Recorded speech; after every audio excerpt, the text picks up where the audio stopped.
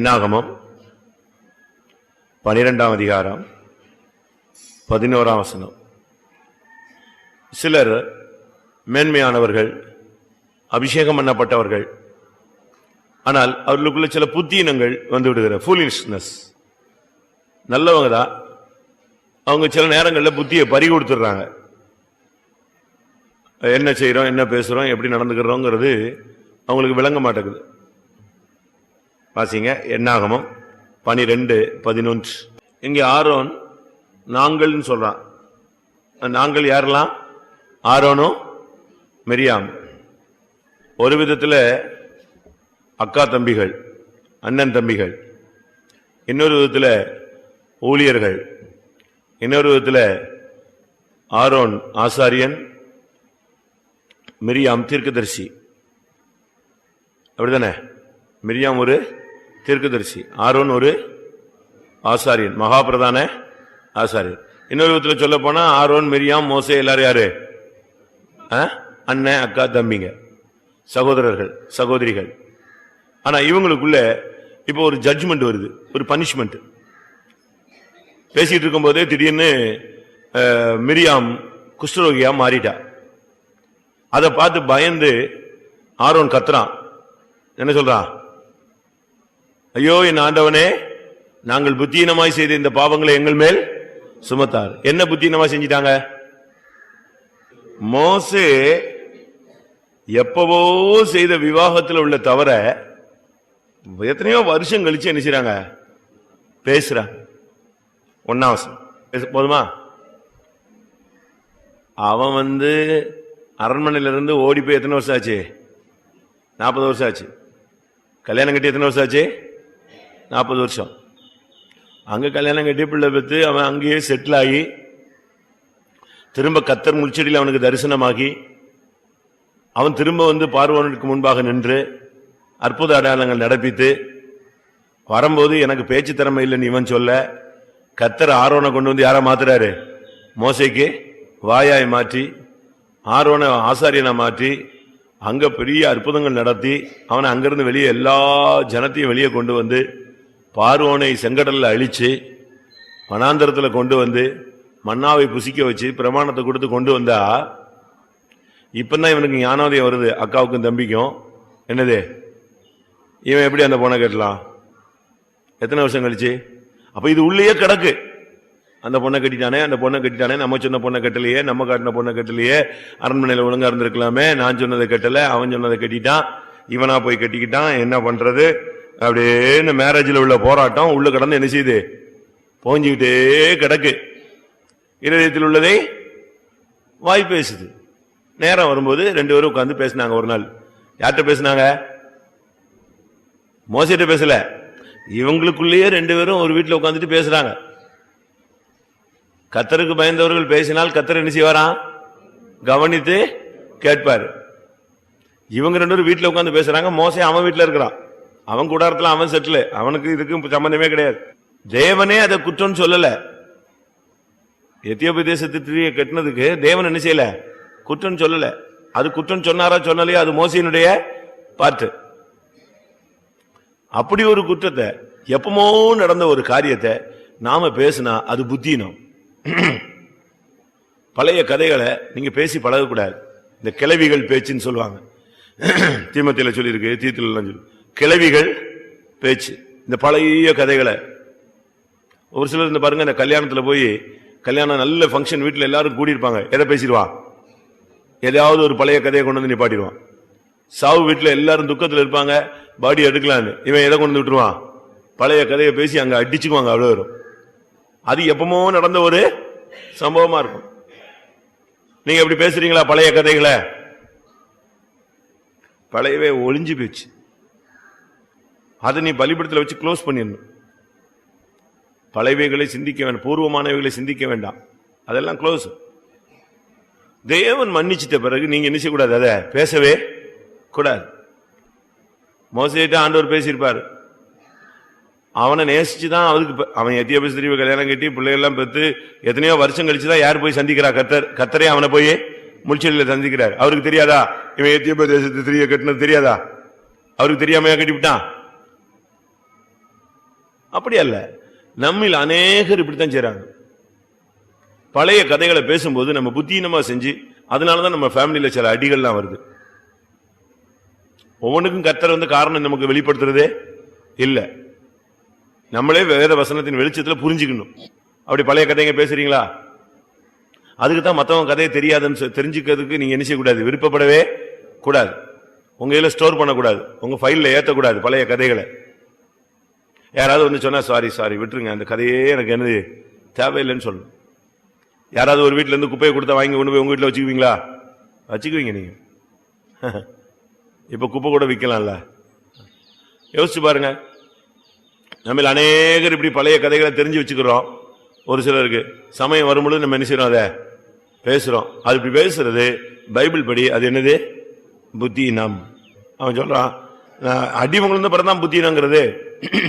நீ ஏன் பழைய கதையை பேசுற? அவன் ஓடினா, இவன் ஓடினா, அங்க அது நடந்துச்சு, இங்க இது நடந்துச்சு, அவங்க அப்படி செஞ்சாங்க, இவங்க இப்படி செஞ்சாங்க, இங்க எப்படி நடந்தது, இதெல்லாம் நீங்க இந்த பழைய கதைகளை நீங்க பேசும்போது உங்களுடைய ஜீவியத்துல நீங்க புத்தி, அதாவது ஃபூலிஷ்னஸ், முட்டாளா மாறிடுறீங்க. டீசென்டான வார்த்தை தான் என்னது, புத்தீனம். இங்கிலீஷ்ல ஃபூலிஷ், அவன் ஃபூல், வெறும் முட்டாள் தான் சொல்லுது. நம்ம பழைய கதைகளை பேசுறோமா?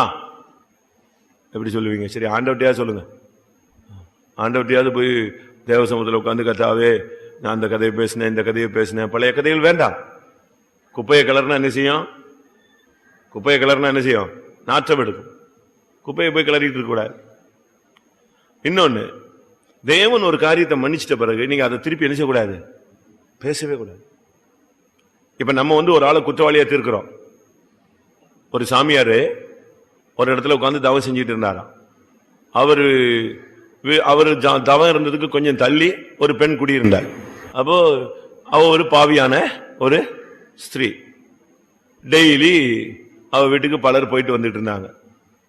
இந்த சாமியாருக்கு அதை பார்த்து பார்த்து என்னது, வெறுப்பாயிடுச்சு. இந்த பொண்ணு இவ்வளவு மோசமா இருக்கிறாளே.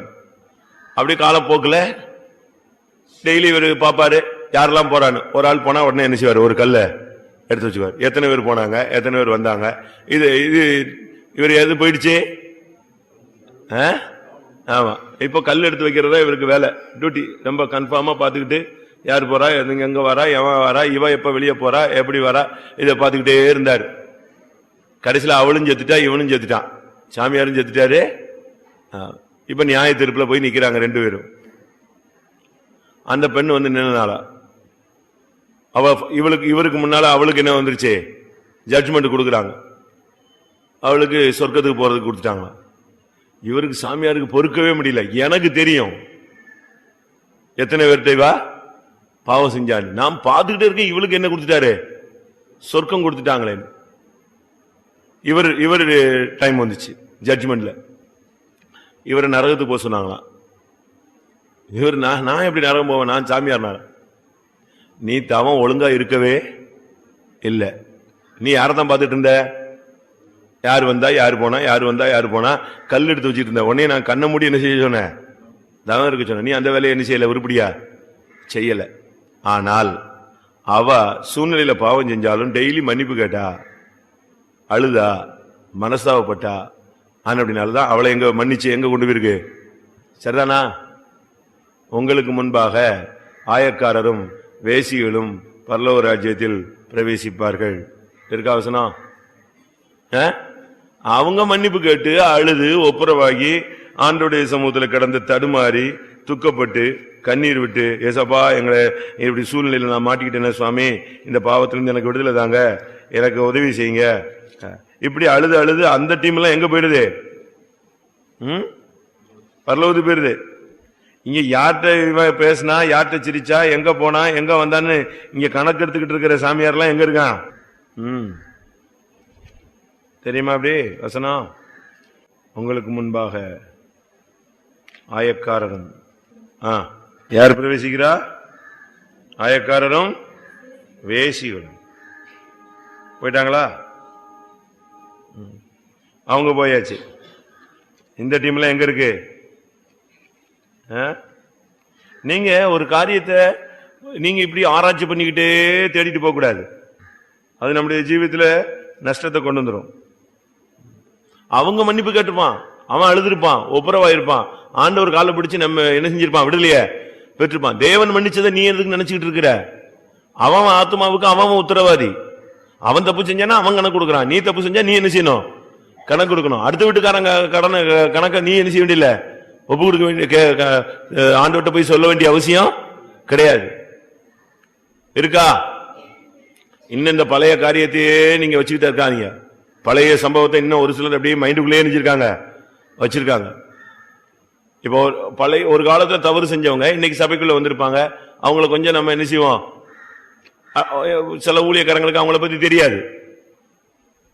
இப்ப உள்ள ஸ்டாண்டர்ட தான் பார்ப்போம், அதுக்கு ஏத்த மாதிரி கொண்டு வருவோம். உடனே அவன் இப்படி இருந்தான் எப்படி இருந்தான், அவனை தூக்கி சபையில நெஞ்சிட்டாங்க, முன்னால வச்சுட்டாங்க. இதெல்லாம் இந்த சப்ஜெக்டே பேசக்கூடாது, வாயே திறக்க கூடாது. சபையில பெரியவர் யார் தான்? முதல்வர் அவர் தான். அவர் ஒருத்தனை தூக்குவாரு, ஒருத்தனை இறக்குவாரு. ஒத்தாசை பண்ணவும் அவருக்கு கூடும், விளப்பண்ணமும் அவருக்கு கூடும். அதனால சபையில அவனை கொண்டு வந்துட்டாங்க, இவனை கொண்டு வந்துட்டாங்க அப்படிலாம் சொல்லக்கூடாது. சரி நீ வா, 24 hours நீ அந்த வேலையை செய்வியா? மோசேனுடைய காரியத்துல இவங்க 2 பேரும் கூட பிறந்தவங்க. ஒரு அந்நியன் பேசிட்டா கூட பரவாயில்ல, யார் பேசுனது? குடும்பஸ்தர்கள் 2 பேரும் ஒரே குடும்பத்தில் உள்ளவங்க. கூட உடன் பிறந்த தம்பியினுடைய குற்றத்தை வெளியே 2 பேரும் என்ன செய்றாங்க, பேசுறாங்க. தேவன் குற்றமாக எண்ணாத நீ எப்படி குற்றமா எண்ணலாம்? அதான் புத்தினும். ஒரு சிலருக்கெல்லாம் மைண்ட் விட்டு போக மாட்டேங்குது, அவனை பார்த்த உடனே எதுதான் ஓடுது. சில காரியங்கள் எல்லாம் டக்கு டக்குன்னு நம்ம மைண்ட் விட்டு என்ன செய்யணும், அகற்றணும். அப்படி வந்துச்சுன்னா இயேசுவின் நாமத்தில் போன்னு சொல்லணும் டக்குன்னு. தேவனுக்கு ஏற்றவைகளை சிந்தியாமல் நீ மனிதனுக்கு ஏற்றவைகளை சிந்திக்கிறாய், அப்பாலே போ சாத்தானே. ஒரு சிலர் இந்த பழைய காரியத்தை அப்படியே தூக்கி வச்சுக்கிட்டே சுத்துறாங்க. அப்படி வச்சிருக்கீங்களா? ஏதாவது பழைய காரியங்களை வச்சிருக்கீங்களா? சிலர்லாம் இந்த பழமை விரும்பிகள் சொல்லுவாங்க. சில நாடுகளில் உள்ளவங்க எல்லாம் இந்த பழைய வாட்சி வச்சிருப்பாங்க, பாத்திருக்கீங்களா? நீங்க மதுரைக்கு போனீங்கன்னா ரயில்வே ஸ்டேஷனுக்கு எதிர்த்தாக்குல வந்தீங்கன்னா இந்தியா சிமெண்ட்ஸ் ஓனர் பயன்படுத்தின, அந்த காலத்தில் பயன்படுத்தின ஒரு கார் அங்க நிற்கும் சோல. அதாவது இவங்களுக்குலாம் இந்த பழமைகள், பழைய காரியங்கள் இருக்கும். அதே மாதிரி நம்ம ஆளுங்க இந்த பழைய கதையை ஒரு சிலர் பேசிட்டே இருப்பாங்க.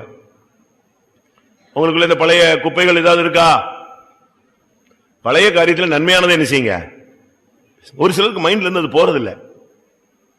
ஒரு குருவும் சிஷியனும் ஒரு ஆத்த கடக்க போனாங்களாம். இப்ப ஆற்ற கடக்கிறதுக்கு தண்ணி என்ன செய்யுது, போய்கிட்டு இருக்கு. இவங்க 2 பேரும் ஜென்ஸ், அதனால ஈஸியா நெஞ்சிருவாங்க, கடந்துருவாங்க.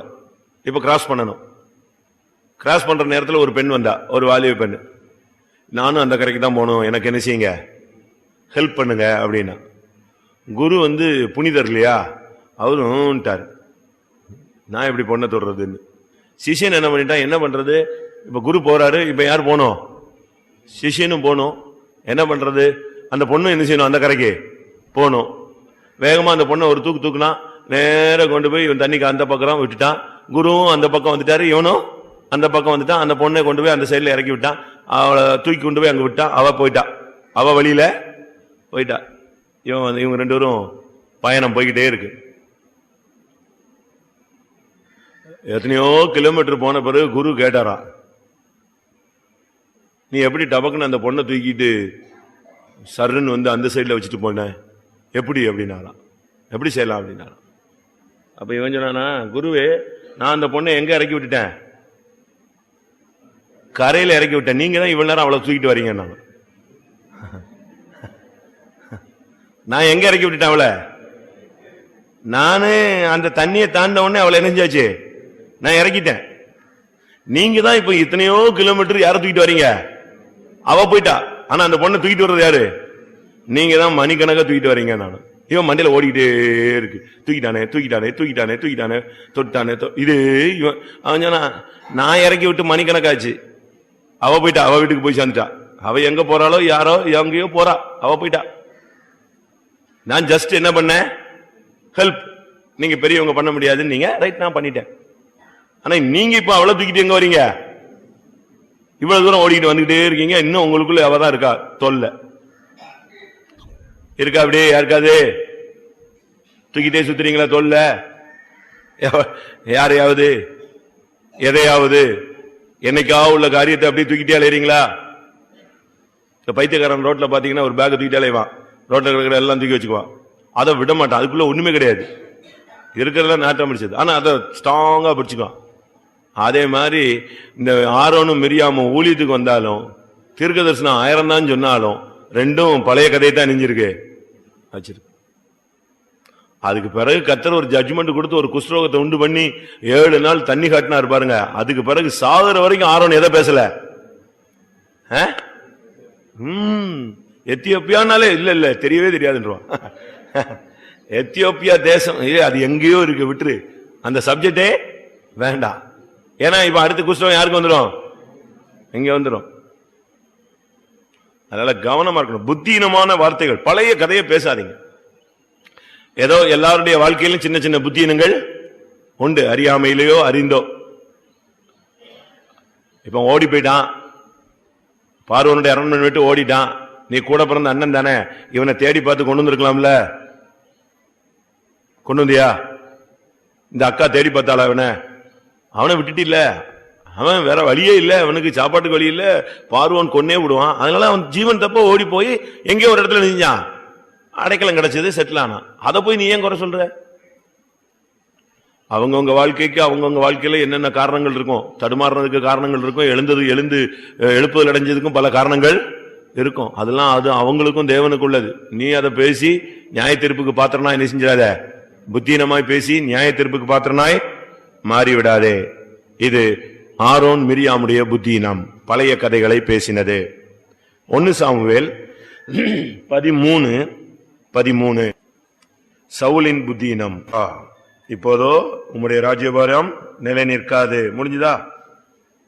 புத்தீனமா செஞ்சா ராஜ்யபாரம் நிக்காது, கர்த்தர் கொடுத்த ஆசீர்வாதம் நிக்காது. இங்க உள்ள புத்தீனம் என்னன்னு தெரியுமா? 7 நாள் காத்திருன்னு சொன்னா 6 நாள் காத்திருந்து 1/2 நாள் என்ன செய்யல, காத்திருக்கல. 7 நாள் காத்திருங்கிறது தான் அவனுக்கு கொடுக்கப்பட்ட கட்டளை. 7ஆம் நாளில காலையில இவன் வரலன்னு உடனே இவன் பலியெல்லாம் செலுத்தியாச்சு. 7ஆம் நாள் முடியும் போது யார் வந்துட்டா? அவன் சர்வாங்க தகன பலியிட்டு முடிகிற போது இதோ சாமுவேல் வந்தான். முடிஞ்சுதா? கரெக்டா டைமிங்க்கு வந்துட்டான். இது எதை காண்பிக்கிறார்? நம்முடைய ஜீவியத்துல சில காரியங்களுக்கு நம்ம கர்த்தருக்காக காத்திருக்கணும். மனுஷிகமா நிச்சயக்கூடாது, எதைக்கும் செஞ்சிடக்கூடாது. ஆண்டவர் டைம் வரைக்கும், ஆண்டவருடைய டைம் வரைக்கும் நம்ம காத்திருக்கணும். ஆண்டவர் தன்னுடைய டைம்ல கரெக்டா உண்மையா இருப்பார். கரெக்டா வருவேன்னு சொன்னா கட்டாயம் என்ன செய்வாரு, வருவார். உனக்காக யுத்தம் செய்வேன்னா செய்வார். கொடுப்பேன்னு சொன்னா நிச்சயமா என்ன செய்வாரு, கொடுப்பார். அதை நீங்க அப்படியே காத்திருக்கணும். ஒரு சகோதரிக்கு ஒரு இடத்துல ஒரு வீட்டு டெடிகேஷன் நடந்துச்சு. அப்போ அதுக்கு பக்கத்தில் உள்ள விசுவாசிகள் 2 பேரும் புருஷன் மனைவி, அவங்க விவாகமாகி ஒரு 6-7 வருஷம் ஆயிடுச்சு. அவங்களுக்கு குழந்தை இல்லை. அவங்களும் உடனே சீப் பாஸ்டர் தான் அந்த வீடு டெடிகேட் பண்ண வந்தாரு, போயிட்டாங்க.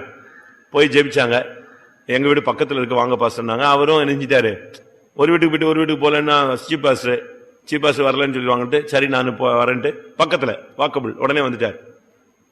வந்து அந்த வீட்டுக்கு ஜெபிச்சாரு. ஜெபிச்சுட்டு விசாரிக்கும் பொழுது இவங்க சொன்னாங்க, எங்களுக்கு 7 இயர்ஸ் என்ன இல்ல, குழந்தை இல்லைன்னு.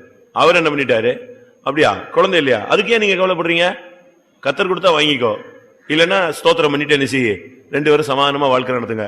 எந்த விதமான மெடிக்கலோ எதுவுமோ தேவனுக்கு பிரியமில்லாத காரியங்களை நீ என்ன செய்யக்கூடாது, செயல்படுத்தக்கூடாது அப்படின்னு பட்டு இந்த கட்டளை மாதிரி நெஞ்சிட்டாரு, கொடுத்துட்டு போயிட்டாரு.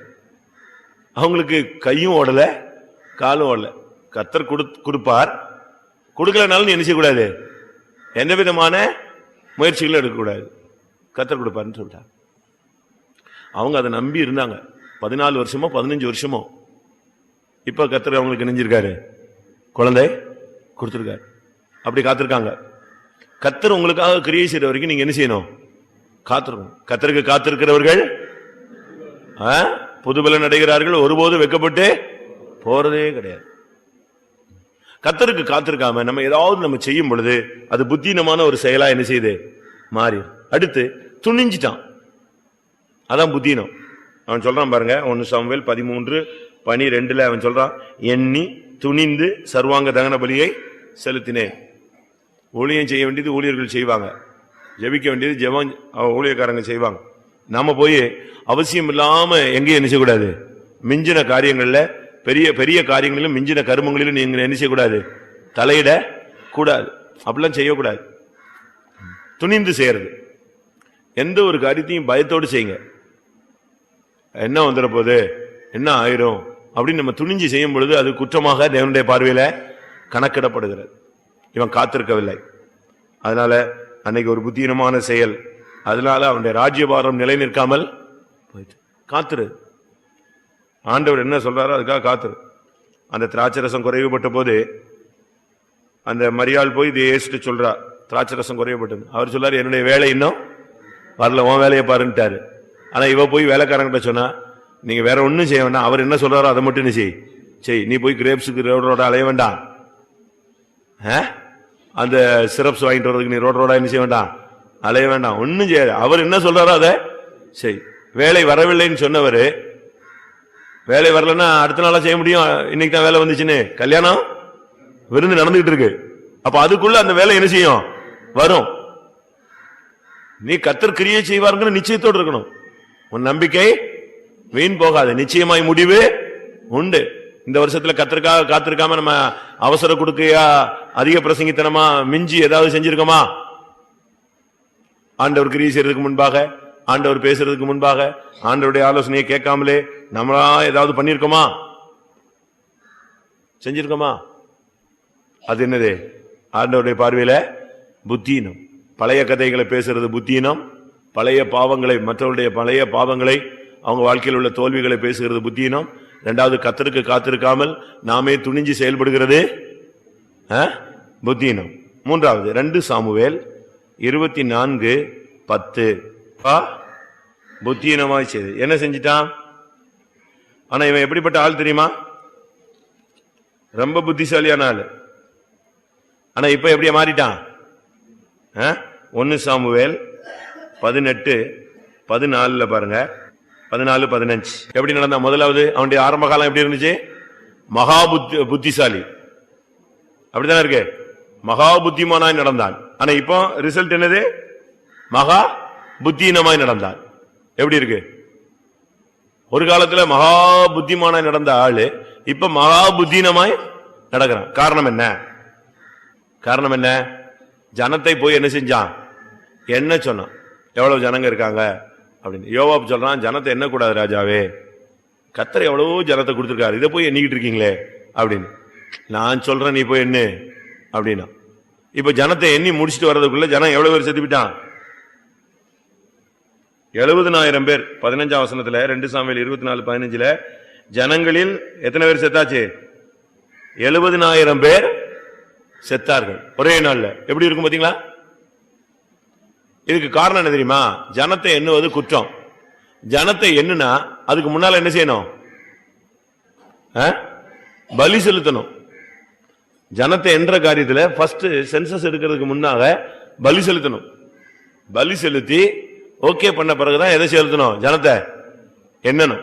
அப்படித்தான் கர்த்தர் பிரமாணம் வச்சிருந்தார். சொல்லுங்க. யாத்திராகமம் 30ஆம் அதிகாரம் 12ஆம் வசனம். எப்படி? ஜனத்தை நீ என்ன வேண்டிய ஒரு கணக்கு பார்க்கும்படி ஒரு சூழ்நிலை வந்துச்சுன்னா அவர்களுக்குள்ள வாதம் வந்துடக்கூடாது. அதுக்கு முன்னால அவங்களுக்கு என்ன செய்யணும்? அவனுக்கு வாதை உண்டாகாதபடி ஒவ்வொருவரும் எண்ணப்படும் சமயத்தில் ஆத்மாவுக்காக கர்த்தருக்கு என்ன செய்யணும்? மீட்கும் பொருளை கொடுக்கணும், ஈக்குவல் பண்ணணும், பேலன்ஸ் பண்ணிட்டு தான் என்ன செய்யணும்? ஜனத்தை எண்ணணும். இப்படி ஒரு பிரமாணம் யாத்திராமத்துல இருக்கு. இது யோவாபுக்கு தெரியும், தாவீதுக்கும் தெரியும். தெரிஞ்சும் இஷ்டத்துக்கு செய்யறான். இது மனப்பூர்வமாய் செய்யற தவறு. கெட்டவத்தை பேசக்கூடாதுன்னு தெரியாதா? டிவி பார்க்க கூடாதுன்னு நமக்கு தெரியாதா? சொல்லுங்க. ஒருத்தனுக்கு துரோகம் பண்ணக்கூடாதுன்னு தெரியாதா? எல்லாம் தெரியும். தெரிஞ்சுதான் என்ன செய்யறோம்? மகா புத்தீனமாய் நடந்துக்கிறோம். ஜனத்தை என்னன்னா அதுக்கு பலி செலுத்தணும். இது நல்லா தெரிஞ்ச கதை. இது தெரிஞ்சுக்கிட்டே இவன் செஞ்சான். இப்ப தெரிஞ்சுக்கிட்டே செஞ்சுட்டு அதை ஒருத்தன் தடுக்கிறான். தடுத்தவனை கடிச்சிட்டான். நீ யாரு சொல்றது? நீ வேலையை பார்த்து போன்ட்டான். 2 சாமுவேல் 24:4 யோவாபும் ராணுவ தலைவரும் சொன்ன வார்த்தை செல்லாதபடிக்கு ராஜாவின் வார்த்தை பலத்தது. இப்ப அவன் சொல்லி பார்த்தான். சரி போ, ஏக்காடு கட்டு போன்ட்டான். இப்போ எண்ணிட்டு வர்றது போதே இவனுக்கு நம்ம பிரமாணத்தை மீறிட்டமே என்ன செஞ்சது? இருதயம் வாதித்தது. அப்படிதான் இருக்கு. அவனுடைய ராஜாவுடைய இருதயம் வாதித்தது. 2 சாமுவேல் 24:10 அவனே போய் ஆண்டவரே மன்னிச்சிரும், நான் என்ன பண்ணிட்டேன்? மகா புத்தீனமா செஞ்சிட்டேன். சில காரியங்கள் எல்லாம் நம்ம அவசரப்பட்டு செய்யக்கூடாது, துணிஞ்சு செஞ்சிடக்கூடாது. தவறுன்னு தெரிஞ்ச பிறகு மனப்பூர்வமா என்ன செய்யக்கூடாது? செய்யக்கூடாது. அப்படி செஞ்சா அது குற்றம், பெரிய குற்றமாயிடும். அதனாலதான் நம்ம ஜனங்களுக்கு எல்லாமே தெரியும் எது தப்பு. நமக்கு நம்முடைய ஜனத்துக்கு ஒண்ணுமே தெரியாதா? இது என்ன குழந்தைங்களா? இதுலயே ஊர்ன, இந்த குட்டையிலேயே ஊர்ன மட்டைகள். அவனை இப்ப கேட்டா பாச ஜாக்கப் இங்க ஊழியம் செஞ்சாருமா, பாச தாசன் ஊழியம் செஞ்சாங்க, பாச நடராஜா ஊழியம் செஞ்சார், பாச எப்படிலாம் சொல்லுவோம். அப்ப நமக்கு அப்போ பாஸ்டர்ஸ் எல்லாம் தெரியுதுன்னா பாஸ்டர் சொன்ன சத்தியங்களும் என்ன செய்யும்? தெரிஞ்சிருக்குல்ல. அவங்க எல்லாம் எப்படி வைராக்கியமா இருந்தாங்க, எப்படி பிரதிஷ்டையா இருந்தாங்க, எப்படி இருந்தாங்க. இது போக நம்முடைய வாழ்க்கையில முறை என்ன, நமக்கு எவ்வளவு ஜீவியம் வேணும், எது தப்பு, எது நியாயம், எது அநியாயம், எது கிரமம், எது அக்கிரமம், எது ஒழுங்கு, எது ஒழுங்கு இல்லாதது, எது புத்தி, எது புத்தி இல்லாதது, எல்லாம் நமக்கு தெரியும்ல. இது காமன் சென்ஸ்லயே நமக்கு தெரியும். இந்த சத்தியத்துக்குள்ள வந்த பிறகு இன்னும் ஆழமா தெரியும். அப்படி தெரிஞ்ச பிறகு நாம செஞ்சுக்கிட்டு தான் வரோம். ஒரு காலத்துல மகா புத்திமானா நடந்த ஆளு இப்ப தேவசித்தத்தை விளங்கி கொள்ளாம பிரமாணம் தெரிஞ்சும் கூட துணிஞ்சு பாவம் செய்யறது. சவுல் தான் அப்படி செஞ்சான்னு சொன்னா தாவீது அதே தப்பு தான் செய்தான். யோபு 4:18 தூதர்களின் புத்தியினம். யோபு 4:18 தூதர்களுடைய புத்தியினம் என்ன? தூதர்களுடைய புத்தியினம் நமக்கு எல்லாருக்கும் தெரியுமே. வானத்துக்கு ஏறுவேன், உன்னதமானவருக்கு ஒப்பாவேன், வடதிசையில் உள்ள சீயோன் பர்வதத்தில் வீற்றிருப்பேன், என்னுடைய சிங்காசனத்தை அவருடைய சிங்காசனத்துக்கு. இதெல்லாம் வேணுமா? பெருமை, கணக்கு வழக்கில்லாத பெருமை. ஆவிக்குரிய ஜீவிதத்தில் வந்துட்ட பிறகு நம்ம ரொம்ப தாழ்த்தணும். தாழ்மையுள்ளவர்களுக்கு தேவன் கிருபை அளிக்கிறார், பெருமையுள்ளவர்களுக்கு தேவன் எழுத்து நிற்கிறார். நமக்கு ரொம்ப பெருமை இருக்கு. நம்ம சபையை குறித்து பெருமை இருக்கு, ஊழியத்தை குறித்து பெருமை இருக்கு, நம்முடைய குடும்பத்தை குறித்து பெருமை இருக்கு, நம்முடைய அழகு, திறமை, நம்முடைய அந்தஸ்து, ஆஸ்தி, ஜாதி, நம்முடைய பல காரியங்கள். அது உங்களுக்கு தான் தெரியும். நம்ம அநேகருக்கு பெருமை இருக்கு. ஒண்ணுமே இல்லாட்டாலும் என்ன இருக்கு? பெருமை இருக்கு. அப்படித்தானே? காக்கா கத்துறது என்ன ஸ்டைலு? இந்த கத்துது பாருங்க, காக்கா கத்துறது என்ன ஸ்டைலு? அது ஒருத்தனுக்குமே ஒத்து வராது. ஆனா நரி போய் சொல்லிச்சு, என்ன அருமையா நீ கத்துறன்னு சொல்லிச்சு. உடனே அது எதை விட்டுடுச்சு? இருக்கிற வடையை விட்டுட்டு அது கத்த ஆரம்பிச்சது. திருப்பி பார்த்தா ரசிக்கிற ஆளை தேடி பார்த்தா நரி எங்க இல்ல. இது கத்தி முடிச்சுட்டு நரிய பார்த்தா நம்மளை புகழ்ந்த ஆளை பார்க்கலான்னு பார்த்தா அது வடையை சாப்பிட்டு போயிடுச்சு. அது இதே மாதிரிதான் தூதன் அவனை பணிவிடை ஆவியாத்தான் கத்திரன் செஞ்சாரு. எபிரேயர் 1 கடைசியின்படி அவனுடைய ஊழியம் என்னது? பணிவிடை ஆவி. ஆனா இப்ப சொல்றது என்னது? வானத்துக்கு ஏறுவேன். ஏசாயா 14 உன்னதமானவருக்கு போய் ஒப்பாவேன்னு சொல்லலாமா? ஒரு வேலைக்காரன் அடிமை அரசால நினைக்கலாமா?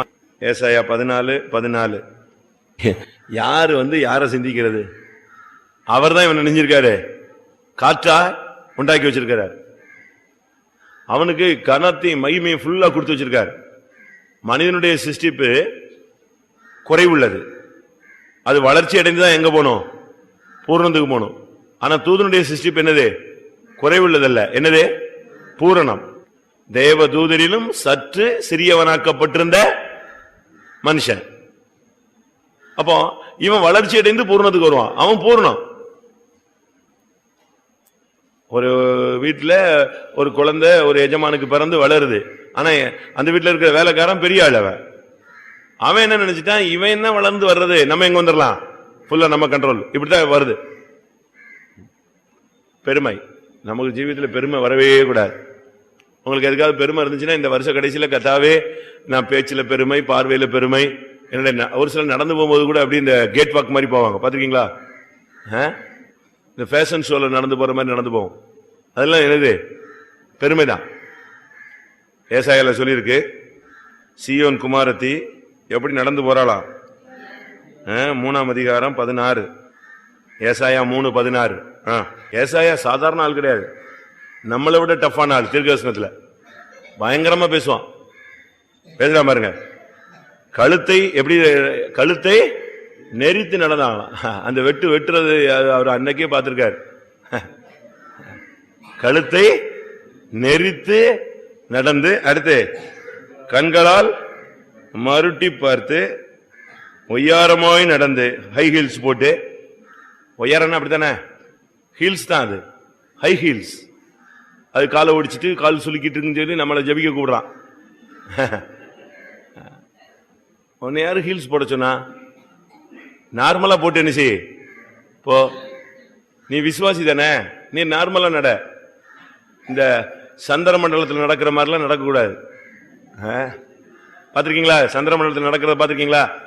அந்த ஸ்பேஸ்ல போவாங்க, அப்படியே மிதந்து போவாங்க. அவங்களுக்கு நடக்க முடியாது, ஏன்னா கீழே ஈர்ப்பு சக்தி எங்க கிடையாது. அதே மாதிரிலாம் நம்ம நடக்கக்கூடாது. ரொம்ப தாழ்மையா, நம்ம வர்றதும் தெரியக்கூடாது, நம்ம போறதும் தெரியக்கூடாது. அவ்வளவு அடக்க ஒடுக்கமா தான் நம்ம என்ன செய்யணும்.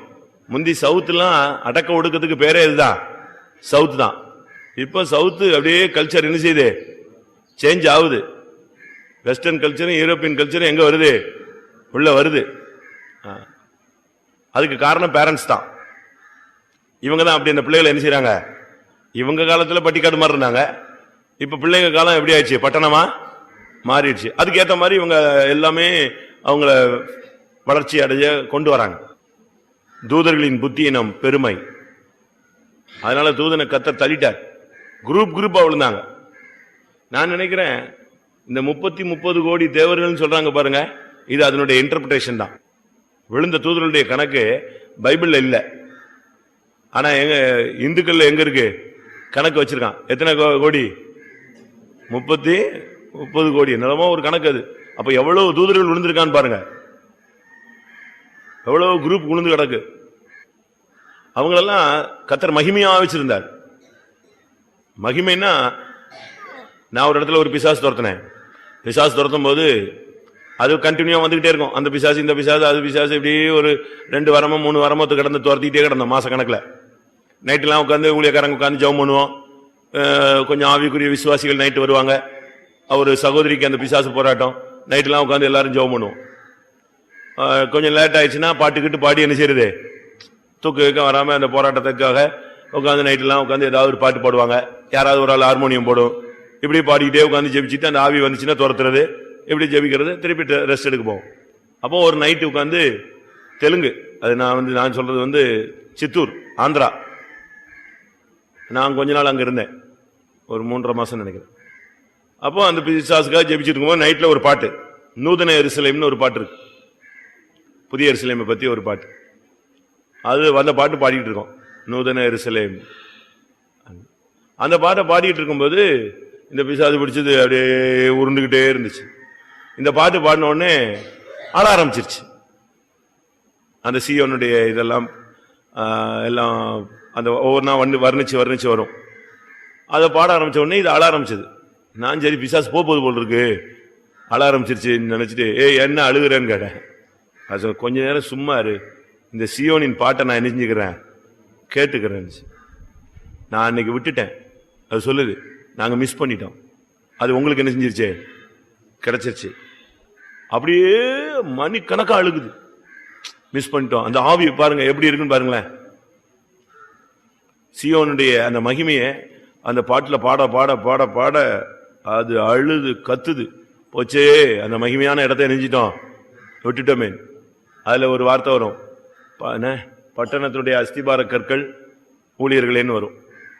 பட்டணமும் யொக்க பொன்னாதிலும் கிறிஸ்துனி அப்போஸ்தலன். அந்த வரி வந்த உடனே நீங்க தான் அப்படிங்குது. யாரை பார்த்து? நம்மளை பார்த்து, ஊழியக்காரங்களை பார்த்து சொல்லு, அது நீங்க தான். பட்டணத்துக்கு அஸ்திபார கற்கள் யாரு? அப்போஸ்தல தீர்க்கதரிசிகள். எப்படி இருக்கும் பாத்தீங்களா?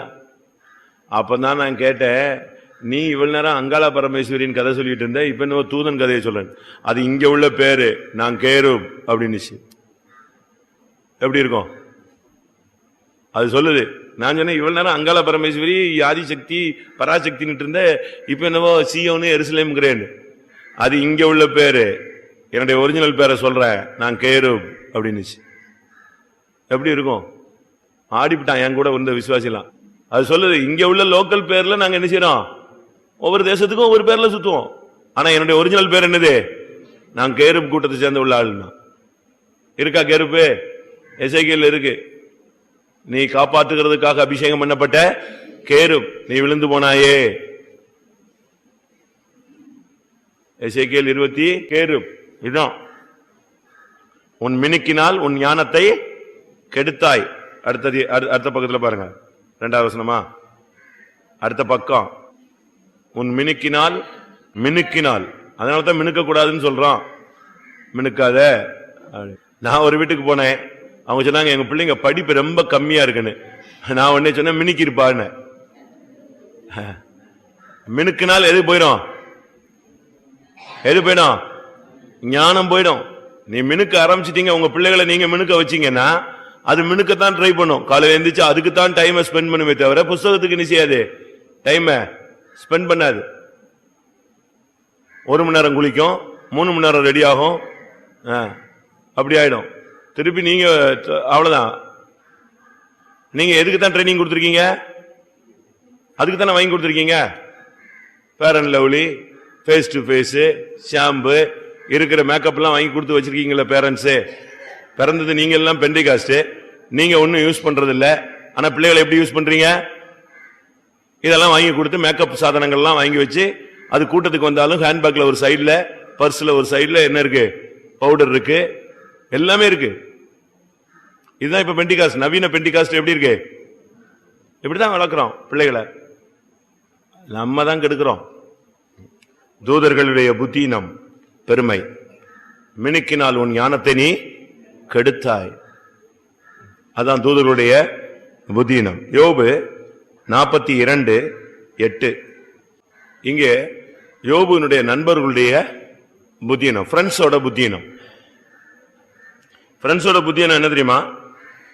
நிதானமாய் பேசுறது இல்ல. நம்முடைய பேச்சுல எப்பவுமே எப்படி இருக்கணும்? நிதானம் இருக்கணும், தவறவே கூடாது. நிதானம் தவறி படபடன்னு ஏதாவது ஒண்ணு பேசிடக்கூடாது. அந்த துக்கத்துல பேசுறது, அவசரத்துல பேசுறது, கோபத்துல பேசுறது, ஷார்ட் டெம்பர்ல பேசுறது, என்ன பேசணும்? நிதானமா பேசுங்க.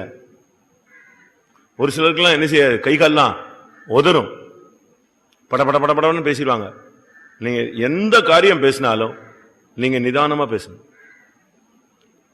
உங்களுக்குள்ளேயே ஒரு செல்ஃப் பிரேக் என்ன செய்யணும்? இருக்கணும். உங்களை நீங்க கட்டுப்படுத்தக்கூடிய ஒரு கிருபை என்ன செஞ்சிருக்கணும்? வச்சிருக்கணும். என்னதான் வந்தாலும் உங்களுடைய வேகத்தை உங்களால என்ன செய்ய முடியணும்? இப்போ ஒரு வண்டியில நீங்க எவ்வளவோ ஸ்பீட்ல போறீங்க, ஆனா அந்த வண்டியில உங்களுக்கு அந்த வண்டியை கண்ட்ரோல் பண்ணி பிரேக் அடிச்சு நிப்பாட்டக்கூடிய சக்தி என்ன செய்யணும்? இருக்கணும். இல்லைன்னா நேரம் போய் முட்டி தான் என்ன செய்யணும்? சாவணும். அப்படி வேஸ்ட். உங்களுக்கு ஒரு நிதானம் இருக்கணும். கண்ட்ரோலிங் பவர் உங்களுக்குள்ளே என்ன செய்யணும்? வச்சிருக்கணும். ஒரு சிலர்லாம் பாருங்க, ரொம்ப கேர்ஃபுல்லா பேசுறாங்க, வார்த்தை என்ன செய்யறது இல்ல, விடுறதே கிடையாது, ரொம்ப நிதானமா பேசுவாங்க. நமக்கு அந்த கிருபை இருக்கா? யோபுனுடைய ஃப்ரெண்ட்ஸினுடைய 2 புத்தீனமான செயல். ஒன்று, நிதானமாய் பேசவில்லை, இஷ்டத்துக்கு பேசுறது. ஒரு சிலர்லாம் பேச, அதாவது ரொம்ப நல்லா இருப்பாங்க, இவங்க கண்ட்ரோல் போயிடுச்சுன்னு வச்சுக்கோங்க, அவங்க பேசுறது அவங்களுக்கு என்ன செய்யாது, அது பாட்டுக்கு எவ்வளவு என்னெல்லாம பேசிவிடுவாங்க. திருப்பி உட்காந்து நீ அழுது, திருப்பி அடுத்த சுத்திரி போய் மன்னிப்பு கேட்டு காலில் விழுந்தா என்ன பிரயோஜனம்? ஒன்னே நீ கண்ட்ரோல் பண்ணு. தீர்க்கதரிசிகளின் ஆவி தீர்க்கதரிசிகளுக்கு அடங்கி இருக்கிறது. அப்ப தீர்க்க தரிசனத்தின் ஆவியே தீர்க்கதரிசிக்கு அடங்கி இருக்குன்னா, உனக்குள்ள இருக்கிற கோபத்தை உன்னால என்ன செய்யணும்? கண்ட்ரோல் பண்ண முடியணும். உன்னுடைய வேகத்தை நீ கண்ட்ரோல் பண்ணணும். இப்ப உள்ள வண்டிகள்லாம் நீங்க பாத்தீங்கன்னா ஹை ஸ்பீட் இன்ஜின், எல்லாமே சிசி என்னது கூடுனது. ஆனா அதே லெவல்ல எதை அப்ளை பண்றான்? பிரேக் சிஸ்டத்தையும் அப்ளை பண்றான். இல்லன்னு சொன்னா இந்த வண்டிகளுக்கு இருக்கிற ஸ்பீடுக்கு ஒருத்தம் கூட என்ன செய்ய முடியாது, உயிரோட இருக்க முடியாது. அப்படி நினைக்கிறதுக்குள்ள போகும். நீங்க அப்படி பேசிட்டு திரும்புறதுக்குள்ள வண்டி எங்க போயிடும்? நம்ம ஓட்டுற வண்டியை நம்ம கண்ட்ரோல்ல இருக்காது, அவ்வளவு ஃபாஸ்ட். ஆனா அதுக்கு ஏற்ற மாதிரி அவன் பிரேக் சிஸ்டத்தை அப்ளை பண்றான். அதுக்கு பிறகுதான் கவர்மெண்ட் இதுக்கு பெர்மிட்டே என்ன செய்யறான், கொடுக்கறான். அப்படி இருக்கும்போது நமக்கு ஒரு கண்ட்ரோலிங் பவர் இருக்கணும். நிதானமா பேசணும். நம்ம என்ன பேசினாலும் மனுஷன் பேசும் ஒவ்வொரு வீணான வார்த்தைக்கும் என்ன உண்டு? அவன் கணக்கு ஒப்புவிக்கணும். சொற்களின் மிகுதியில் பாவம் இல்லாமல் போகாது. நம்ம பேசுற ஒவ்வொரு வார்த்தையும் அப்படியே டிட்டோவா கணக்குல வந்துடும். நான் கூட முந்தி யோசிப்பேன், இது எப்படி கணக்குல வரும்? எங்கேயோ பேசுறான், யூரோப்ல ஒருத்தன் பேசுறான், கோடிக்கணக்கான பேர் காட்டுக்குள்ள கிடக்குறான், என்னெல்லாமோ பேசுறான். இப்ப பாருங்க, சும்மா சாதாரண ஐபாட்ல எவ்வளோ கண்ட்ரோலிங் என்ன செஞ்சிருச்சு, வந்துருச்சு. நான் அப்படிதான் நினைக்கிறேன். மேல போனா அது வாட்டுக்கு வச்சிருப்பாரு போல் இருக்கு. நியாய தீர்ப்புல ஒரு சீடி எடுத்து சொல்லிவிட்டா போதும், அவன் ஹிஸ்டரியே ஓடும் போல் இருக்கு. அது வாட்டுக்கு வரும், நல்லது தீர்த்தது எல்லாம் வந்துடும். நம்ம வார்த்தைகள்லாம் எப்படி இருக்கு? நிதானமா பேசுறீங்களா? பேரண்ட்ஸ் ஆன பிறகு, அதாவது வாலிப பிள்ளைகளா இருக்கும் பொழுதே, பையங்களா இருக்கும் பொழுதே உங்களை கண்ட்ரோல் பவர்ல கொண்டு வரணும். விவாகமான பிறகு இன்னும் என்ன செய்யணும்? கண்ட்ரோல் அதிகமா கொண்டு வரணும். தாயான பிறகு, தகப்பனான பிறகு இன்னும் கண்ட்ரோல் பவர் என்ன செய்யணும்? கூடணும். இன்னும் வயசு கூடி வரும்போது இன்னும் மெச்சூரிட்டி ஆகி இன்னும் என்ன செய்யணும்? பிரேக்கு. சில வண்டி அடிச்சா இங்க இருந்து நம்ம காலை தாண்டி போய் இடிச்சு அவனை சாவடிச்சு தான் நிற்கும், பிரேக் அடிச்சா. சில வண்டி கொஞ்ச நேரம் இழுத்துக்கிட்டு போகும், சில வண்டி லெப்ட் போகும், இல்லைன்னா ரைட் இழுத்துட்டு போகும். சில வண்டி தான் அடிச்சா அந்த இடத்துல நிச்சயம். நீங்க எப்படி, உங்க வார்த்தைகள்லாம் எப்படி இருக்கு சொல்லுங்க? நிதானமா பேசுறீங்களா? நிதானமா பேசலன்னா நம்ம பேசுறதெல்லாம் என்னது? புத்தியினமான பேச்சாக தேவனுடைய கணக்குல. ரெண்டாவது, அந்த இடத்துல கர்த்தர் புத்தியினமான்னு சொன்ன வார்த்தைக்கு காரணம் என்னன்னா, இவங்க 3 பேரும் சேர்ந்து யோபுவ பைத்தியக்காரன் ஆகிட்டானுங்க. அவனை குழப்பி விட்டதே யார்தான்? அவனே 10 பிள்ளை செத்து, 10 பிள்ளைகள் ஒரே நேரத்தில் செத்து, 10 பிள்ளைகளையும் ஒரே நேரத்தில் அடக்கம் பண்ணிட்டு நொந்து வெந்து போய் இருக்கும்போது இவங்க வந்து அவனை போட்டு குழப்பி எடுத்துட்டானுங்க. அப்படி செய்யவே கூடாது. ஒரு ஃப்ரெண்ட்ஸ்ன்னு சொன்னா ஒருத்தனை என்கரேஜ் பண்ணணும், ஒருத்தனை என்ன செய்யக்கூடாது? டிஸ்கரேஜே பண்ணக்கூடாது. ஆபத்துக்கு உதவணும். நீ போய் ஒருத்தனை தூக்கி தான் விடணுமே தவிர, இவங்க எல்லாம் பேசி பேசி பேசி அவனை டென்ஷன் ஆக்க இவன் பதிலுக்கு என்ன செய்ய ஆரம்பிச்சிட்டான்? இவன் பேச, அது இன்னும் ஒரு நாடகம் மாதிரி ஆயிப்போச்சு. ஒருத்தன் வந்து சொல்லுவான், நீ சரியில்லை, நீ ஏதோ அநியாயம் பண்ணிட்ட, அதனாலதான் உனக்கு இப்படிப்பட்ட பாதம் வந்துச்சு. இப்ப யோபு என்ன சொல்லுவான்? என்னுடைய நேர்மையை கர்த்தர் தராசுல வச்சு என்ன செய்யட்டும்? நிறுத்து பார்க்கட்டும். ஆண்டவர் என்னுடைய உத்தமத்தை நிறுத்து பார்க்கட்டும் அப்படிமா. உடனே அடுத்தவன் வந்து சொல்லுவான், நீ உத்தமமா இருந்தா ஏன் இப்படி நடந்துச்சு அப்படி. இப்படியும் அவனை போட்டு குத்தி குத்தி குத்தி குத்தி அவனை புலம்ப வச்சுட்டாங்க. நீங்க ஃப்ரெண்ட்ஸ் அப்படி யாராவது செய்றீங்களா? யாராவது டிஸ்டர்ப் பண்றீங்களா? புருஷன் சோர்ந்து போனா மனைவி என்ன செய்யணும்? தேர்த்தி விடணும், டெவலப் பண்ணி விடணும். மனைவி சோர்ந்து போயிட்டானா புருஷன் என்ன செய்யணும்? கடந்து சாவுன்னு சொல்லிட்டு விட்டு போக கூடாது. அன்னைக்கு லீவ் போட்டு சமாதானப்படுத்தி உட்கார்ந்து அந்த பிசாசை துரத்தி அந்த துக்கமான ஆவி என்ன செய்யணும்? என்கரேஜ் பண்ணணும். பாஸ்டர் பால் வந்து நம்ம ஊழியத்தை துவங்கும் போது அவர் வந்து லுத்தரன் சபையில தான் இருந்தாரு, உபதேசியாரா. வேற ஒரு சர்ச்சில் இலங்கையில மிஷினரிஸ் ஊழியம் செஞ்சாங்க. 3 நாள் கூட்டம், 3 நாளோ 4 நாளோ மிஷினரிஸ், ஆஸ்திரேலியன் மிஷினரிஸ் மீட்டிங் நடத்தினாங்க. அந்த மீட்டிங் தான் இவர் போனார். அங்கதான் இவருக்கு அபிஷேகம்லாம் என்ன செஞ்சது? கிடைச்சது. அப்ப கடைசியில் அவங்க சொல்றாங்க, இந்த கூட்டத்தில் ஒரு நபரை கர்த்தர் தெரிந்தெடுக்கிறாரு, அந்த நபர் மூலமா கர்த்தர் ஒரு விசுவாச ஊழியத்தை ஸ்தாபிக்க போறாரு. அந்த சபை பூமி எங்கும் என்ன செய்யும்?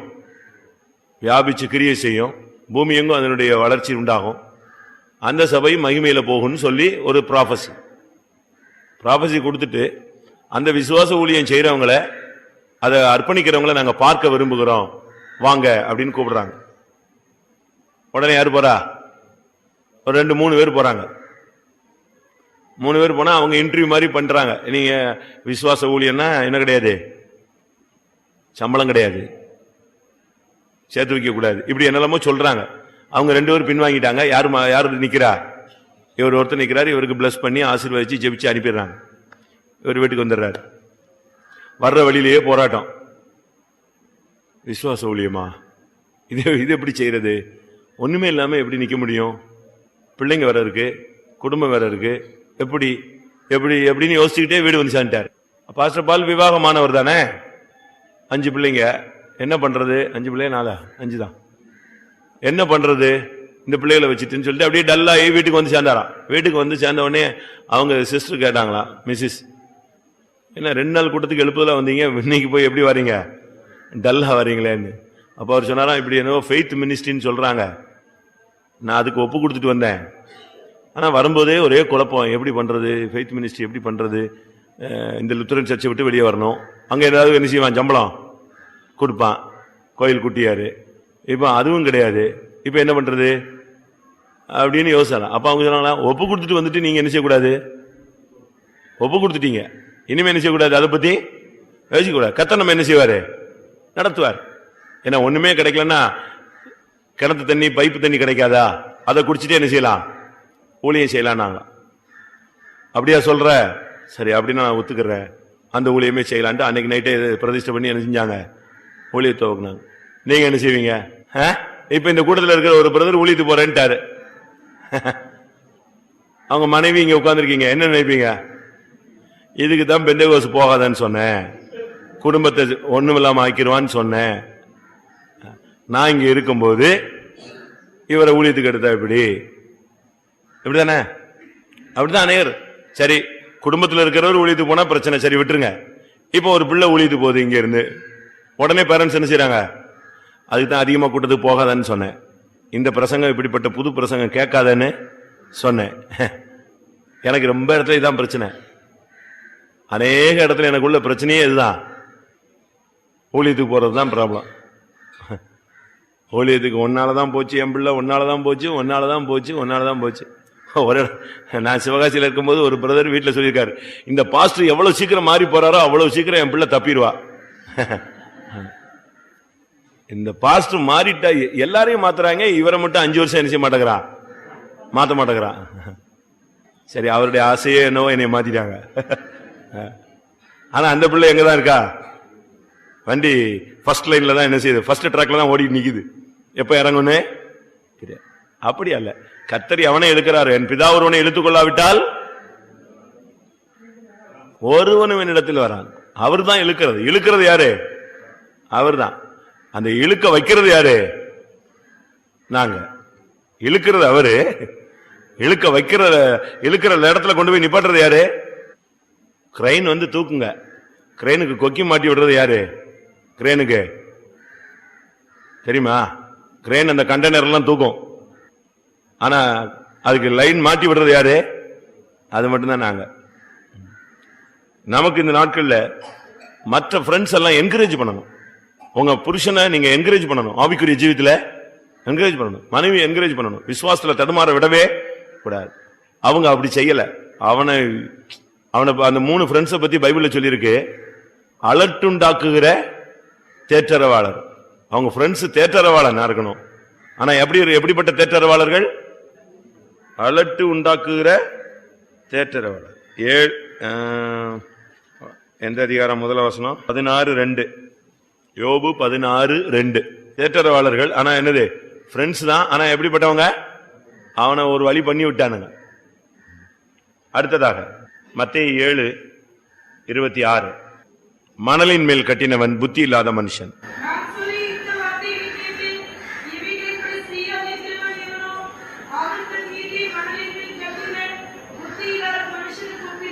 நம்முடைய ஜீவியத்தை நான் உலகத்துல கட்டக்கூடாது, கண்மலையாகிய கிறிஸ்துவின் மேலதான் கட்டணும், மணலின் மேல கட்டக்கூடாது.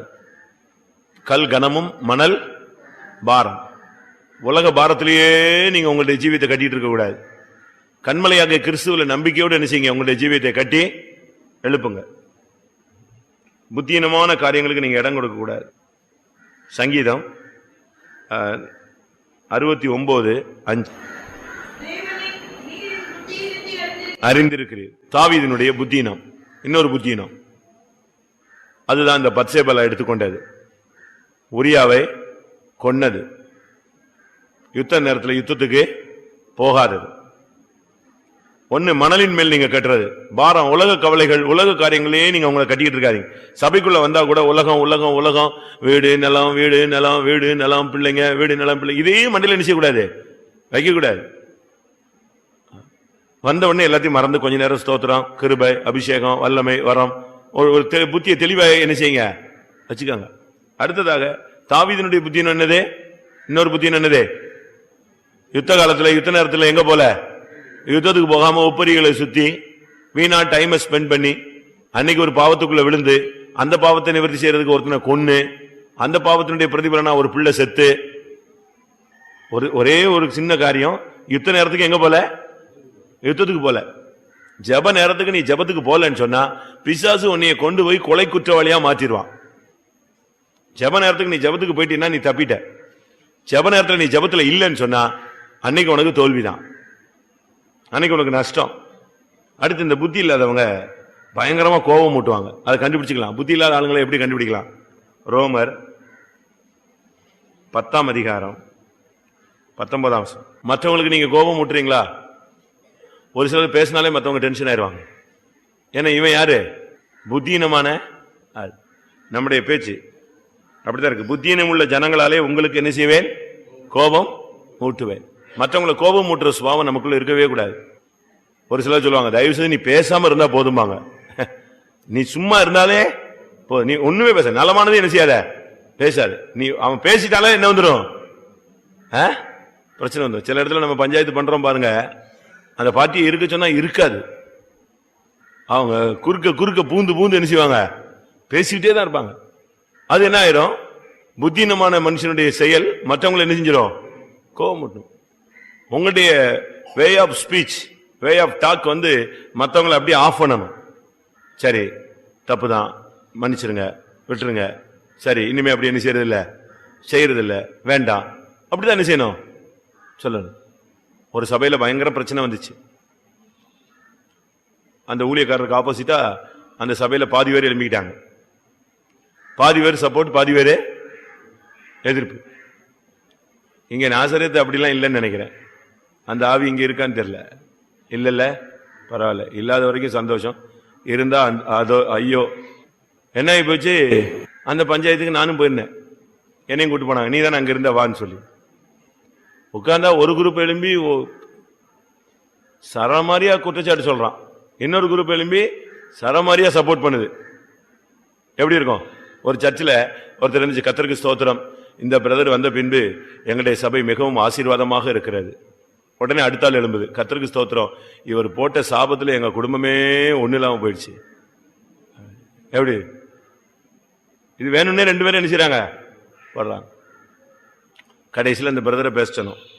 எனக்கு பயம், அந்த பிரதர் என்னத்தையாவது பேசி, ஏற்கனவே அவன் மேல எல்லாரும் என்ன செய்யறான், டென்ஷன்ல இருக்கிறான், இவன் என்னத்தையா மாத்திக்கிட்டி பேசிடுவானான்னு சொல்லிட்டு முதலே அவனை கூப்பிட்டு ரூம்ல வச்சு சொல்லிட்டேன், நீ உன் ஸ்பீச் தான் மெயின், சர்ச்சை காமா பண்ணி கொடுத்துருவோம், வண்டியை ரன் பண்ணி என்ன செய்வான், கண்டிஷனா கையில் கொடுத்துருவோம், நீ திருப்பி தான் நீ தான் ஓட்ட போற. எப்படி பேசுவ? டென்ஷனா பேசக்கூடாது, அவங்க டென்ஷன் ஆகிற மாதிரி பேசக்கூடாது, அவங்களுக்கு பிடி கொடுத்து நெஞ்சிடக்கூடாது, பேசிடக்கூடாது, எல்லாம் தெளிவா சொல்லி கொடுங்க. இல்லைண்ணே ஒன்றும் தெரியல, நீங்க என்னை பேச சான்ஸ் கொடுங்க, நான் ஆஃப் பண்ணிடுறேன்னு சொன்ன. சரின்னு சொல்லி அருமையா பேசினா, 2 நிமிஷம் தான் பேசினா. கர்த்தருக்கு ஸ்தோத்திரம், நான் இந்த சபைக்கு ஒரு நாயாக இருக்கிறேன் அப்படின்னா எனக்கு டென்ஷன் ஆகி போச்சு. என்னத்தையும் திருப்பி கிளப்பிட்டான் போல் இருக்கே இயேசுவே அப்படின்னு. நான் இப்படியே பார்த்துட்டே இருக்கிறேன், அவன் பேசுறான். கர்த்தருக்கு ஸ்தோத்திரம், நான் ஒரு நாயாக இந்த சபையில இருக்கிறேன், ஆனா குறைக்க மாட்டாத நாய் அல்ல. நான் இந்த சபையை குறைச்சு காப்பாத்துறது. ஒரு திருட வந்தா குறைச்சா என்ன செய்யும், அந்த வீட்டுக்காரன் உஷாராயிருவான் அப்படின்னு நான் ஏசாயாவில் சொல்லப்பட்டது போல நான் குறைக்க மாட்டாத நாய் அல்ல, நன்மைக்காக குறைத்த நாய் அப்படின்னா. அப்பா பரவாயில்ல, இப்படியாவது சொல்லிட்டாங்க, ஆஃப் பண்ணிட்டாங்க. அதை கேட்ட உடனே அப்படியே எல்லாம் உட்காந்துட்டு அமைதியா. அதாவது நான் ஏன் உன்னை சத்தம் போட்டேன், ஏன் நான் உன்னை கடிஞ்சுக்கிட்டேன், ஏன் நான் இப்படி பிரசங்கம் பண்ணேன், ஏன் நான் உனக்கு புத்தி சொன்னேங்கிறதுக்கு காரணம் என்ன செய்யறாரு, ரொம்ப சிம்பிள் தாட். அதை கேட்டவொடனே எல்லாரும் அப்படியே அமைதியாகி, நாங்க பேசின தப்பு, நான் பேசின தப்புன்னு எல்லாரும் எழுஞ்சிட்டான், எந்திரிச்சு மன்னிப்பு கேட்டு அப்புறம் நம்முடைய பேச்சு மாத்தணும், வே ஆஃப் டாக்க மாத்தணும். நம்ம பேசி பேசி மத்தவன எல்லாம் நெஞ்சிடக்கூடாது. ஒரு சிலர் மனைவி மாறுங்க வந்த உடனே பேசுவாங்க, இவர் கண்டுக்காம இருப்பார், திருப்பி பேசுவாங்க, திருப்பி கண்டுக்கிறாங்க, திருப்பி பேசிட்டே இருந்து கடைசியில் என்ன வந்துடும், அவனுக்கு அந்த பிரேக் ஃபெயிலியர் ஆயிடும். அந்த பிரேக் ஃபெயிலியர் ஆயிடும். திருப்பி வண்டி ஒரே முட்டு மோதி அடி தடி ஆயி. ஒரு நாள் ஒரு சகோதரன் போன் பண்ணாரு, எங்க இருக்கீங்கன்னு. நான் மெயின் ரோட்ல சுத்திட்டு இருக்கேன். எதுக்குன்னு, அங்க வீட்டுல அவ போட்டு கொடைஞ்சு எடுக்கிறா, அப்ப நீ இருந்தா சண்டை வரும், அதனால நான் எங்க வந்திருக்கேன், வண்டி எடுத்துட்டு சுத்திட்டு இருக்கேன். இன்னொரு 1/4 மணி நேரம் கழிச்சு போனா அவ ஆட்டோமேட்டிக்கா நெஞ்சிருவா, அந்த இன்ஜின் வந்து பாயில் ஆனது என்ன செஞ்சிரும், அப்படியே ஆஃப் ஆகி கப்புன்னு இருக்கும். இன்னும் 1/4 மணி நேரம் நான் லேட் பண்ணேன்னா எனக்கு போன் வரும், வீட்டுக்கு வாங்க எங்க போயிட்டீங்கன்னு. ஒரு 2 போன் அட்டன் பண்ணாம இருந்தா அது பிறகு போன் வர்ற சரம் மாதிரியா வரும். அது பிறகு மெல்ல போய் எங்க உட்காந்துக்கலாம். உங்க வீட்டுல கொதிக்குதா? பால் கொதிச்சா என்ன பண்ணுவீங்க? தண்ணி ஊத்துவீங்க. இதே மாதிரி இதே பிராக்டிஸ் எதுல பண்ணுங்க. வீட்டுல பிரச்சனைகள் வரும்போது என்ன செய்யுங்க? சோத்திரம் சோத்திரம் சோத்திரம் சோத்திரம் என்ன செய்யுங்க? ஆப் பண்ணுங்க. நீங்களே என்ன செய்ய வச்சிடாதீங்க, கொதிக்க வச்சிடாதீங்க. 2 தீமோத்தேயு 2ஆம் அதிகாரம் 23ஆம் வசனம். புத்தியினமும் அயுக்தமான தர்க்கங்கள் என்ன உண்டாக்கிடும்? சண்டையை பிறப்பிக்கும். நீங்க ப்ராப்ளம் கிரியேட்டரா இருக்க கூடாது, ப்ராப்ளத்தை சால்வ் பண்றவங்களா இருக்கணும். 2 கொரிந்தியர் 12:11. 2 கொரிந்தியர் 12:11 நம்ம ஜெபிக்கலாம். 2 கொரிந்தியர் 12:11. மேன்மை பாராட்டி நான் யாரா மாறிட்டேன்? இது பவுலுடைய புத்தியினம், ஒரு பெரிய பிரதான அப்போஸ்தலனுடைய புத்தியினம் சொல்றாரு. நான் என்ன செஞ்சிட்டேன்? மேன்மை பாராட்டி. நம்ம மேன்மை பாராட்டுறதுக்கு நமக்கு என்ன இருக்கு சொல்லுங்க?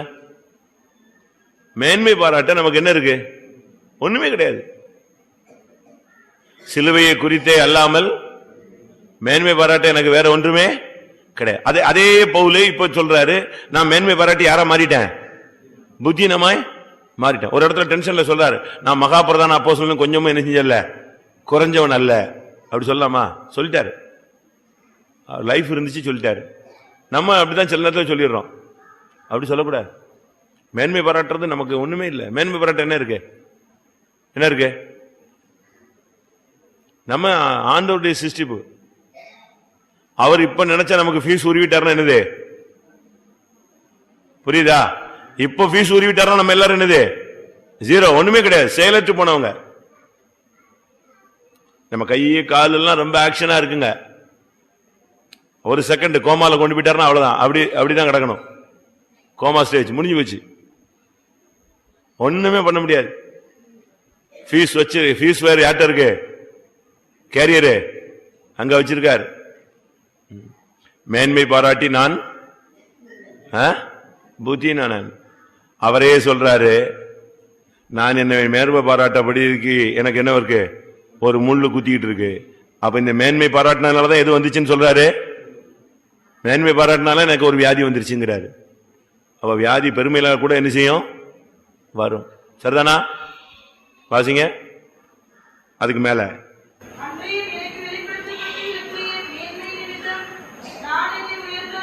உயர்த்தாதபடிக்கு எந்த வசனம்? 7ஆம் வசனம். 2 கொரிந்தியர் 11:12-7. பாத்தீங்களா? ஆனாலும் மேன்மை பாராட்டுறதை விட முடியலையே. கொஞ்ச நேரம் தாழ்த்துவோம். நான் கொஞ்சம் பொறுத்து பவுலுடைய குறைகளை பேசுறேன். நம்ம டைம் இருக்கு. கொஞ்ச நேரம் நம்ம ஆண்டவருடைய சன்னிதானத்துல புத்தியினமான காரியங்களுக்காக மன்னிப்பு கேட்கும். இதுதான் கடைசி சுத்திரிப்பு கூட்டம். நைட் சுத்திரிப்பு சான்ஸ், நோ சான்ஸ். ஃபுல்லா அபிஷேகம் தான். 6-9 3 hours 180 நிமிஷம். எதுதான்? ஃபுல்லா ஆவிக்குள்ள ஆகிறது தான். அவரு சரியான ஒரு ரிலீஃப். இன்னும் இது போக ஏதாவது குப்பைகள் இருந்தா அக்னியில சுட்டரிக்கப்பட வேண்டிய நேரம் நைட்டு.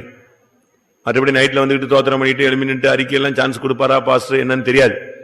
போகும்போது சொல்லிட்டு போயிட்டாரு, இதான் லாஸ்ட்ன்னு சொல்லிடு, முடிஞ்சது. சாயங்காலம் ஒரே காத்திருப்பு கூட்டமா நம்ம ஆவிக்குள்ள கொண்டு போய் அவங்களுக்கு ஒரு லெவல் கிளியரா வருஷ கணேசில் அக்கௌண்ட் எண்ணிஞ்சிடணும். சுத்தமா க்ளோஸ், நில் பேலன்ஸ் க்ளோஸ் பண்ணிட்டு தான் அங்க போய் என்ன செய்யணும்? நிப்பாட்டணும். சாயங்காலம் போட்டு உட்காந்துக்கிட்டு திருப்பியும் அந்த குப்பை இந்த குப்பைன்னு எடுக்க வேண்டாம். ஏதோ க்ளோஸ் பண்ணிடு. வீட்டை பெருக்க வேண்டியெல்லாம் இன்னைக்கு இப்ப காலையிலே நெஞ்சிருங்க.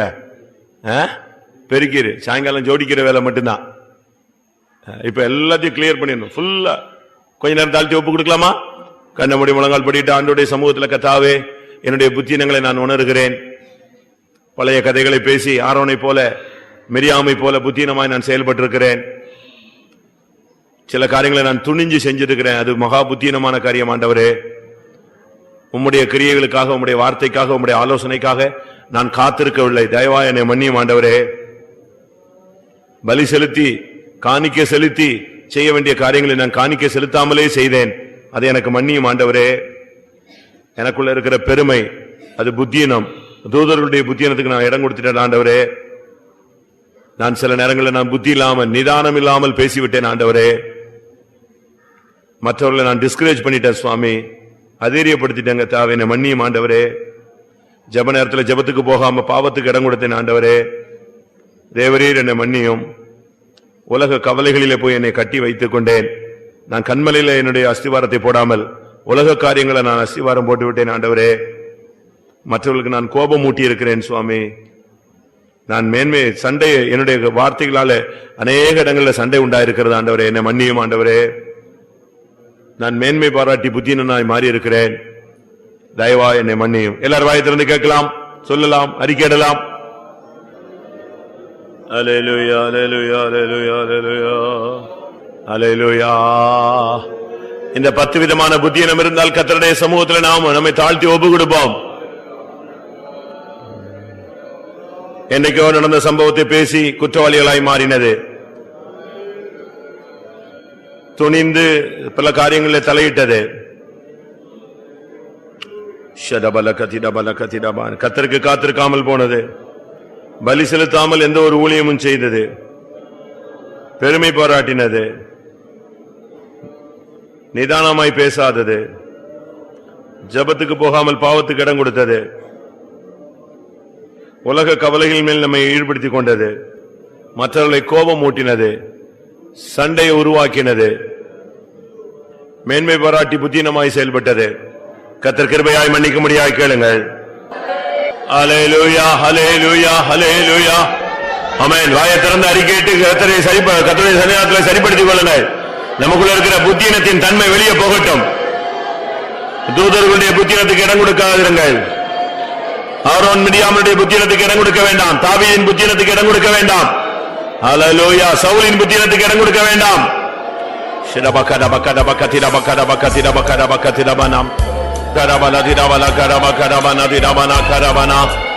ஸ்தோத்திரம், ஸ்தோத்திரம், ஸ்தோத்திரம், ஸ்தோத்திரம். ஆண்டவரே, ஆண்டவரே, ஆண்டவரே. ஓ ரபா லபாரி அலபா ரபா லபாரி அலபா கரபா கதரா.